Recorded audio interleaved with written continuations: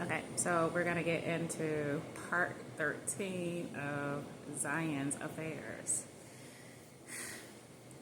We're just gonna get right into it. Zion sat there in the interrogation room, and she found herself getting colder and colder.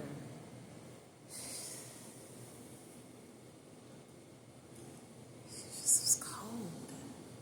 She didn't understand why it was so cold in the police station. So she got up and she looked around and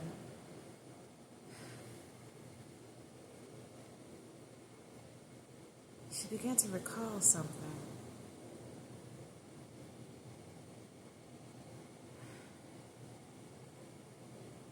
She got colder.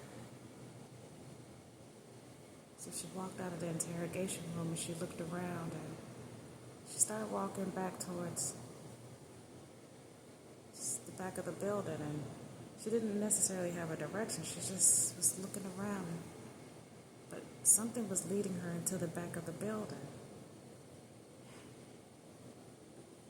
She gets all the way to the back, and there was the morgue. And she watched the coroner working on the person. She just stood there.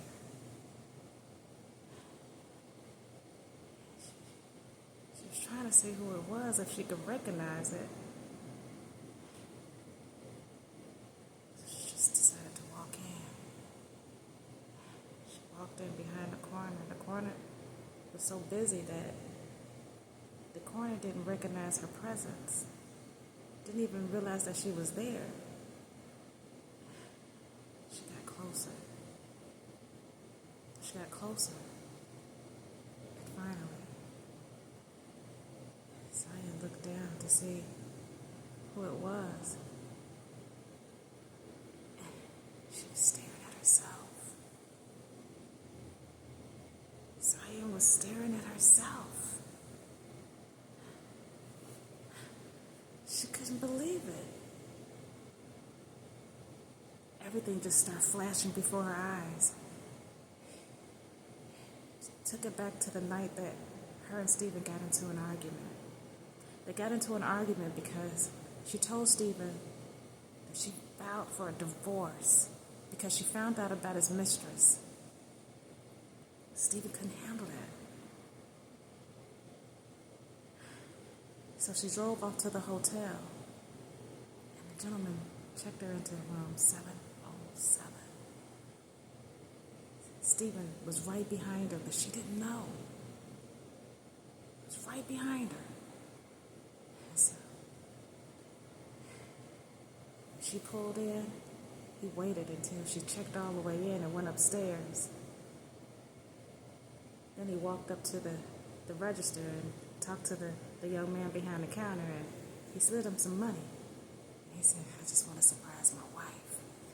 I'm not going to be here long. She doesn't even know I'm here." So the gentleman thought it was sweet. He said, that's what I'm talking about. That's how you keep the love going, huh? Barry had no idea that Stephen was about to unalive Zion. Stephen goes upstairs and he knocks on the doors. "Room service." Zion was behind the doors like, "I just got here. Why would room service be here?" She recalls herself slowly walking to the door because everything about it didn't feel right. But she opened the door anyway. And Stephen bum rushed her. He knocked her right into the wall, and her head hit the wall and knocked her unconscious. And he put his hands around her neck. And he didn't let go until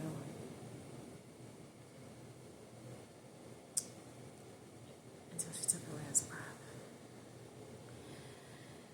Then he took her and he stuck her at the top of the ceiling, and he walked out of there on a mission to go find Malcolm. So he took her phone and he texted Malcolm and said, "Hey, where are you?"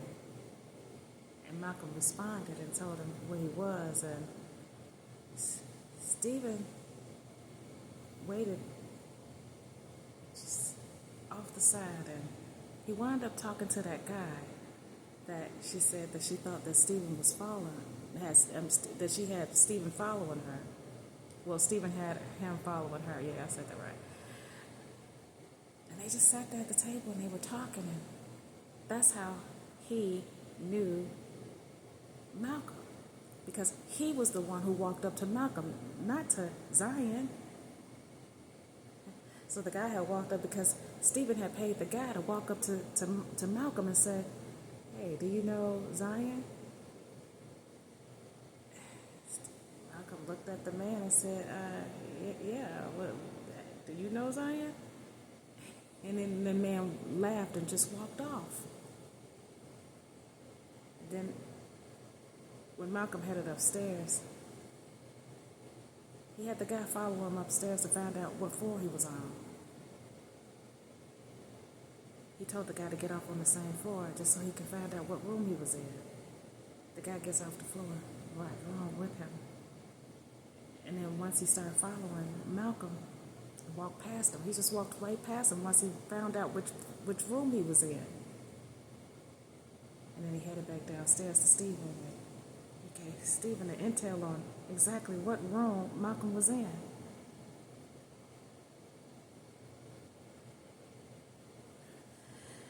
And Stephen waited a few hours, and he went right up there and went through the second room, the connecting room, and unalived him. But he did it in such a brutal way.